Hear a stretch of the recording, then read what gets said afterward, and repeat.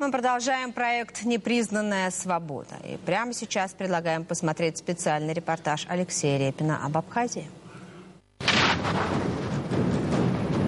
Абхазия хотела оставаться Абхазией, вот и все.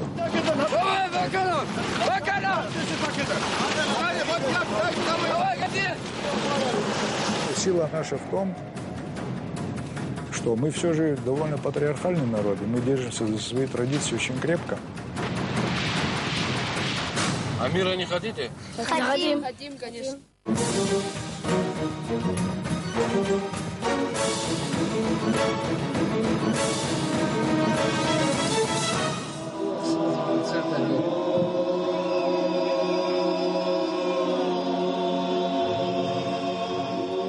Родина-мать вручает своему единственному сыну меч и благословляет на защиту священной земли. Через этот ритуал прошли почти все поколения абхазских мужчин. Но войну 92-93 годов с Грузией здесь считают особенной и называют не иначе, как отечественной.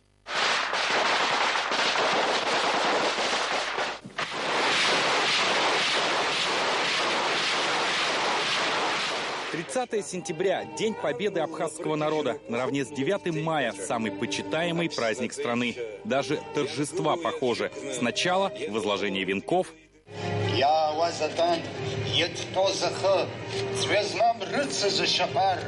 Затем парадный марш вооруженных сил страны. А вечером праздничный концерт с традиционной лезгинкой.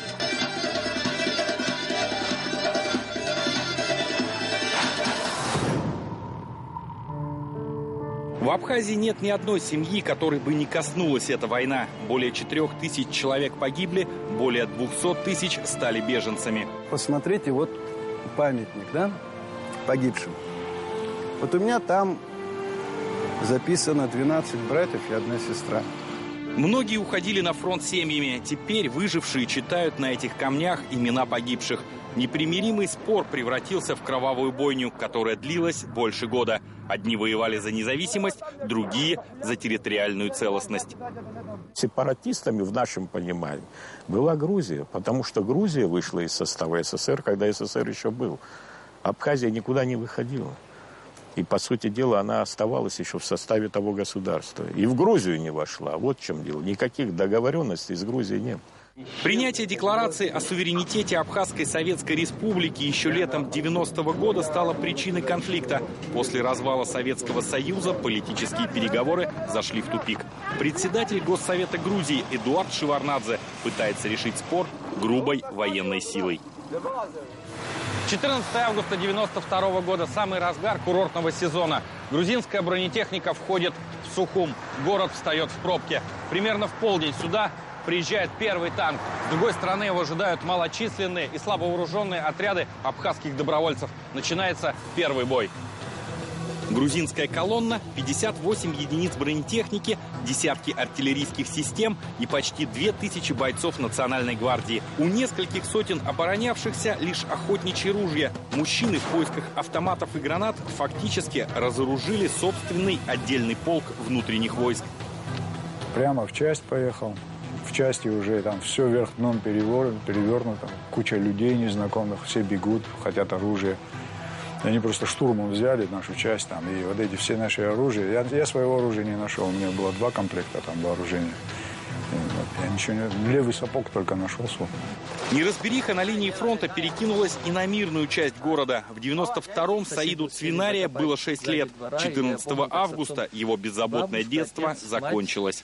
Собрали вещи, опять-таки из вещей собирали только вот детские вещи моего младшего брата. Быстро вот закинули в машину, взяли горячую кастрюлю с кашей, которую также для него приготовили, в спешном порядке переезжали. И в машине нас было 11 человек. В восточную часть города вошла грузинская милиция и военные. В воздухе воздухе появились штурмовые вертолеты. На пляже я была, пошла с ребенком, и там вертолет пролетел, прокружил вот так вот, и были выстрелы. Ну, правда, прямо в этот самый, как в море. Я испугалась, да, своего ребенка, я говорю: Афиночка, пошли, я говорю, все, мы бежали. Женщины с детьми уходили на запад, маленькими улочками и огородами. Основные перекрестки уже контролировались грузинской армией. Мы столкнулись с БТРом грузинским, который нас не пускал. Опять-таки на этот БТР я смотрел как на какую-то игрушку, там, темно-зеленого цвета, металлическую, большую. Интересно было. Саид не помнит, как его семье удалось проскочить блокпост. Тот день он описывает одним словом – хаос. Связи и координации у абхазских войск не было. Вот лишь один пример. Бойцы гудзерской части спешили на помощь к своим, а попали в тыл противника. Фактически въезжает в колонну, которая уже остановилась и ведет бой. И они едут мимо нее. 28 прекрасно подготовленных бойцов. Танк просто поворачивает ствол, как шламбаум. ГАЗ-6 со всех сторон кидаются грузины. То есть это даже ничего не успели сделать. Их пленили, да? Да, их пленили. Но все же ополчение остановило грузинскую армию, связало противника городскими боями еще на 2 дня. За это время грузинский десант взял под контроль границу с Россией и захватил Гагру. 16 августа блеснула надежда на мир. Подписано соглашение о выводе войск из Сухума. 17-го абхазы уходят на правый берег реки Гумиста, а грузинская гвардия игнорирует договоренности и захватывает мирный город. После этого примирение становится невозможным. Абхазия на год погружается в хаос войны. Воевать за каждый метр своей земли для абхазов – это историческая данность. Со времен Великого Шелкового пути сюда приходили армии великих империй. Некоторые с миром, некоторые с мечом. В VI веке до нашей эры на месте современного Сухума древние греки основывают город и дают ему имя Диоскуриада. Сейчас он почти полностью находится под водой. Но с тех пор восточное побережье Черного моря становится привлекательным для воинов и торговцев. Уже тогда местные племена обладали технологиями обработки камня, дерева и металла, самостоятельно строили лодки и ковали оружие. Греков выгнали римляне, затем сюда пришли византийцы. Последних вытеснили османы. А абхазы никогда не покидали свои земли. Против иностранных легионов они вставали всем миром. У нас фактически, если война начинается, то у нас тыла нету. Территория слишком мала, и как бы такая тень войны накрывает всю Абхазию сразу. Луком, мечом и дротиком владели все, вне зависимости от возраста и даже пола. Имели место быть, на самом деле, абхазские амазонки, которые наравне с мужчинами могли показать свои знания, военные знания. Алиса Авицба не амазонка, а лейтенант. Полгода воевала на Западном фронте, но говорить о своем вкладе в победу не любит, скромничает. Иногда и с оружием, иногда и приходилось с сумочкой, с красным крестом. Женщины видели все ужасы войны наравне с мужчинами. В Абхазии сложно найти человека, который не умеет стрелять. Ну, только новорожденный, наверное. А так все, конечно, умеют пользоваться и оружием. Наличие пистолета или ружья для абхаза – это не самоутверждение или бравада. Отношение к оружию здесь трепетное, почти священное. Оружие не может применяться просто так, чтобы стрелять по живым людям, понимаете, просто так. Оружие – это защита целостности твоего дома, твоей семьи, твоей страны. Сейчас у многих жителей Абхазии на руках стрелковое оружие, вплоть до армейских карабинов и автоматов Калашникова. Есть свой арсенал и у Давида Гамисония. Он резервист. Судя по грамотам в его доме, точно стреляет не только из ружей и пистолетов. Стрельба из гранатомета. То есть на 400 метров точное попадание в цель с первого выстрела. На плечах тысяч таких молодых людей лежит основа современной безопасности страны. Это ветераны войны и вчерашние срочники. Закон о резервистах был принят в 2006 году. Сегодня, в соответствии с этим законом, резервист на период призыва или на период проведения учений имеет статус военнослужащего. Мобильность и готовность населения в любой момент встать в строй с заранее приготовленным оружием выгодно отличает абхазскую военную доктрину. Когда начинается война, первое, что делает противник, авиация уничтожает все склады вооружения. У нас очень маленькая территория, и в принципе авиацией можно за 2 часа разбомбить все склады. Лишить абхазов оружия за 2 часа не получится. Значительная его часть на руках у населения. Оружие – собственность армии. Резервисты лишь поддерживают его в идеальном состоянии и применяют во время сборов. Все как у профессиональных военных. Даже условия хранения полностью совпадают. Сейф самое главное, чтобы был сухой и в сухом месте стоял. В прохладном сухом месте. Вот это самое главное. Но все же институт резервистов не отменяет наличие современной армии Абхазии. Срочники и контрактники ежедневно тянут лямку воинской службы. Курсанты Сухумского военного училища отрабатывают навыки оборонительного боя. Этот вуз уже 15 лет готовит мотострелков и артиллеристов. Специалистов других родов войск, например, летчиков, обучают за границей. Инженерный состав, летный состав и остальных авиационных специалистов, кроме механиков, мы готовим в Российской Федерации. Курсанты хорошо оснащены, одеты, накормлены. В столовой на обед борщ, картошка с сосисками, компот. Стрельбы раз в неделю. Крупномасштабные учения раз в полгода. Марш-броски и сдача спортивных нормативов практически ежедневно. Военная сфера получает столько, сколько ей нужно для того, чтобы защитить нашу страну. Устав вооруженных сил фактически переписан с советского, правда, есть небольшие дополнения. Особые правила, действующие в условиях горной местности. Училище выпускает около 25 лейтенантов в год. Больше абхазской армии на данный момент не нужно. Здесь делают ставку на выучку и мобильность, а не на количество. Профессионализм военных дает руководству страны пищу для размышления о присоединении к организации договора о коллективной безопасности. Это не то, что интересно, это жизненно важно. Нам необходимо выстраивать отношения со всеми теми государствами, которые входят в эти структуры. И это залог нашего будущего успеха. Согласно открытым источникам, абхазская армия насчитывает чуть более 2000 военнослужащих, в том числе и солдат срочной службы. В арсенале сухопутных войск 50 танков Т-55А и 70 боевых машин пехоты. Противовоздушная оборона оснащена зенитными пушками ЗУ-23-2 и комплексами «Шилка». ВВС страны представлены самолетами Л-39, Ан-2 и Як-52, а также вертолетами Ми-8, Ми-24 и Ми-17. Артиллерия насчитывает почти 100 единиц различных минометов, гаубиц и систем залпового огня «Град». Артиллерия – это бог войны, тут больше ничего не добавишь. Наводчик гаубицы Д-30 Эдуард Тусюзян был призван в армию 3 месяца назад. С нетерпением ждет большие учения. Уверен, его боевой расчет не промахнется. Если с 3-го снаряда есть попадание в цель, то это считается отличным.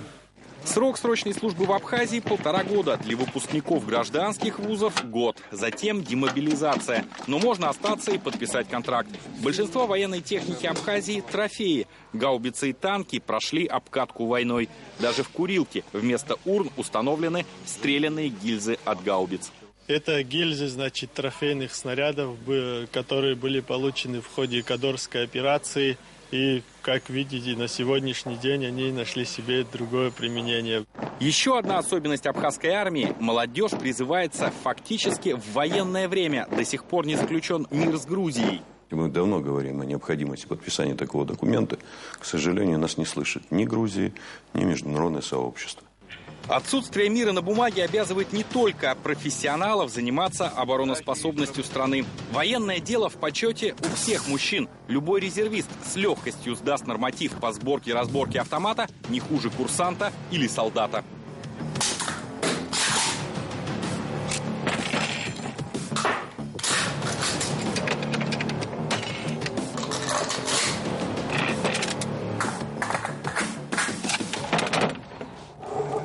Сейчас отличная военная подготовка населения лежит в основе независимости маленькой Абхазии. Но еще четверть века назад все было иначе. Хранение дома автомата было делом не военным, а уголовным. Своей армии у Абхазии не было. Поэтому встретить в августе 92-го грузинскую национальную гвардию было нечем. Ни оружия, ни боеприпасов. На период начальных боевых действий по штату было 198 человек. Оружие у меня было всего лишь на 98 человек. Вместе со взрослыми под ружье вставали и подростки. Беслан Губас отложил учебники. Когда началась война, ему было всего 16. В нашей армии это не приветствовалось. Был даже указ президента о том, чтобы до 18 лет никого не брать. Поэтому я даже скрывал свой возраст. Когда меня ранило, и мне спросили, сколько мне лет, я сказал 18, потому что я думал, что поругают командиров и меня отстранят как бы от военной службы. 17-летие он встречал на фронте. В тот день ему преподнесли самый дорогой в жизни подарок – 2 боевых гранаты. Все говорили, надо же, вот у тебя день рождения, у тебя 3 гранаты и 180 патронов. И я радовался, что вот я пацан, а у меня оружие больше, чем у взрослых. Беслан был вооружен едва ли не лучше всех на Западном фронте. Ополченцы нуждались во всем, от патронов до военной формы. Не было и единой линии фронта. На востоке столицей сопротивления стал горный городок Кварчели. На западе ополчение было зажато противником между Гаграми и Сухумом. С севера их прикрывали труднопроходимые горы. Как гласит армейская мудрость, чем глубже окоп, тем дольше жизнь солдата. Но быстро копаться здесь не получится. Лопата уходит в грунт не больше, чем на пол штыка. И тогда, в 92-м, на помощь пришла армейская смекалка и опыт афганской войны. Абхазские ополченцы стали укреплять свои огневые точки вот такими валунами. Вчерашние водители и шахтеры изучали воинский устав, основы оборонительного боя, учились строить укрепления. Я когда увидел, что нету окопов, я подхожу, говорю, слушай, в чем дело, почему не копаете? Он мне отвечает, командир, говорит, стыдно, говорит, вдруг подумают, что я боюсь. В первые дни появилась и собственная авиация. Командиром ВВС был назначен гражданский летчик Вячеслав Эшба. Его авиаполк состоял из самолетов Ан-2 и нескольких мотодельтапланов. По ночам они сбрасывали самодельные бомбы на позиции грузинской армии. Кулибины были свои. Делали из газовых баллонов, делали бомбы самодельные. И очень эффективно работали. Не сколько осколочного эффекта было, а, знаете, а фугасного. На Восточном фронте в отрезанном от мира городе Кварчели шахтеры наладили производство гранат. 1,5 килограмма аманала забивается в обточенную болванку, граната с ручкой. Капсуль живело, вот по нему стукнешь, к уху приложишь, шипит, значит, можно кидать. В полевых условиях ополчение собирало противопехотные, противотанковые, морские мины и даже гранатометы. Патроны добывали в боях. Люди, знаете, от безвыходности научились стрелять из артиллерии, научились стрелять из того же оружия. Практически, я сейчас, может быть, утрирую слегка, но каждая пуля в цель. Абхазы во все времена отличались меткой стрельбой. Отношение к оружию всегда было трепетным. Батал Джапуа с автоматом в руках прошел всю войну на Восточном фронте. Сейчас он месяцами воссоздает древнее оружие по старым технологиям. Шьет колчаны, восстанавливает стрелы. По ширине в основе здесь 3 породы дерева лежит. Местные породы – это лавровишня, дикая груша и на этом слое, вот здесь на внешнем, здесь сухожилие. Дальность стрельбы этого лука 350-400 метров. Начальная скорость стрелы может достигать до 200 километров в час.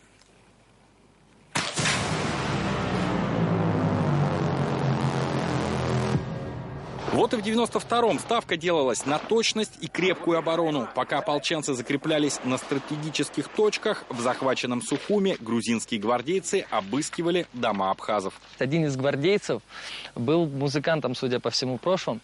У нас стояла черная фортепиано, на котором, как говорят соседи, он очень красиво играл.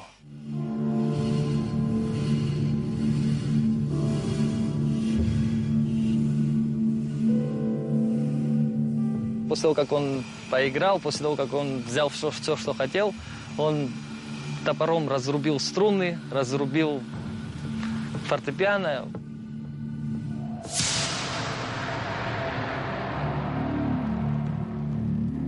К сентябрю сторонники независимости Абхазии создают мощную линию обороны на правом берегу реки Гумиста. Река Гумиста обеспечивает чистой питьевой водой столицу Абхазии. Сюда часто приходят местные мальчишки, ловят рыбу. Но чтобы перебраться на другую сторону, не нужна лодка. Достаточно просто повыше закатать штанины. Несмотря на мелководье, Гумиста стала непреодолимым препятствием для грузинской армии. На протяжении всей войны вдоль ее берегов шла линия Западного фронта. На Восточном фронте ополчение окапывается в горах в условиях полной блокады. Боеприпасы и еду сюда доставляли только самолетами. Герой Абхазии Вячеслав Эшба за год совершил 83 боевых вылета. Спустя 22 года он с высоты птичьего полета осматривает места боевых действий. Вот останки вертолета.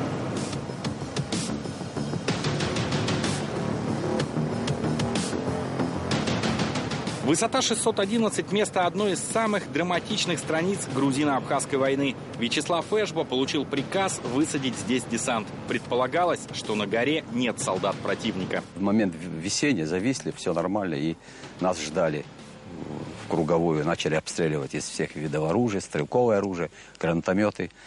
39 человек погибло, и вертолет сгорел. Вячеслав Эшба был ранен, но все же смог уйти в лес. Под шквальным огнем вышла и группа десантников. В ходе боя они прорвались сквозь оборону врага. Начали отстреливаться, и 13 человек, они, отстреливаясь, увели с собой. Это большое мужество в тот же вечер. Но у меня не получилось, я получил ранение, немножко был контужен. 3 суток я полз, и как-то потом наши подобрали меня. В октябре 92-го ополчение вернуло Гагру и вышло к российской границе. Затем война приняла позиционный характер с переменным успехом. К осени 93-го ополчение превратилось в настоящую, закаленную боями армию. В сентябре 93-го началось освобождение Сухума. Герой Абхазии Мохаммед Бли и его ополченцы одними из первых закрепились в черте города. Атаковали позиции грузинских войск, которые метров 800 отсюда находились. А это было 26 вечера. Заняли окопы. За один день абхазы доходят до центра города и берут в котел здание Совета министров. Грузинские военные капитулируют.